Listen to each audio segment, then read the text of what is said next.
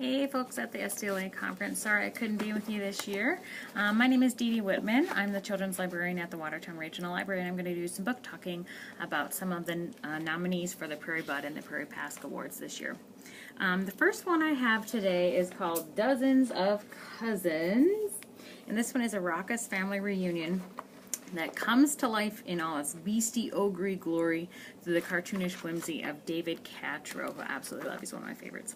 Sharon Crum's text perfectly captures the glorious summers of childhood spent with a large, loving, and somewhat crazy family, to the point of being able to hear all the voices of the aunties, uncles, and cousins enjoying their adventures together. So that one's Dozens of Cousins. Next, I'm going to be talking about The First Drawing. And this book was inspired by a cave in southern France where the oldest known drawings were discovered. Mordecai Gerstein imagines all the events that led up to the first drawings. In his story, a child sees things differently than other people in his family, seeing woolly mammoths, elk, reindeer, lions everywhere he looks, in clouds, in rocks, and in shadows.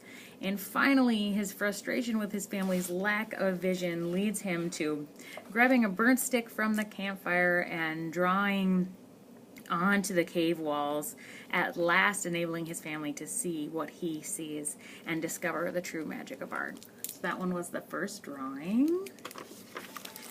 Next is the picture book I Wish I Had, and this is an import from Italy that uses sparse language as well as calming language along with beautiful illustrations that together showcase a book that's full of big ideas. The simplicity of the text allows the reader to imagine themselves as each individual animal, like I wish I had the neck of a giraffe, but it also gives the reader a feeling of connection with all of the animals. And the illustrator reflects this in little detailed patterns and doodles that she uses in different ways throughout the spreads of the book, connecting the jungle to the city or the countryside to the sea, all while reflecting the wonder found in the text. And that is I Wish I Had. Next one that I have today is called Invisible Boy. And in this book, Invisible Boy, the Invisible Boy, there it is, Trudy Ludwig tells the story of Brian, who is invisible, or at least he feels that way, to everyone at his school, students and teachers alike. All the other characters are painted in this sketched, actually it's sketched and then it's digitally painted in these beautiful vibrant colors, all except Brian, who is in these different shades of gray and black and white. So after befriending a new kids at school through one of his own drawings, colors start spreading through Brian. So we begin to start seeing him as he's developing these friendships. And so it's really quite sweet. That's the Invisible Boy. Whoop, there we go. Alright, and the last of my Prairie Bud nominations is called Sophie Squash, and I absolutely love Sophie Squash.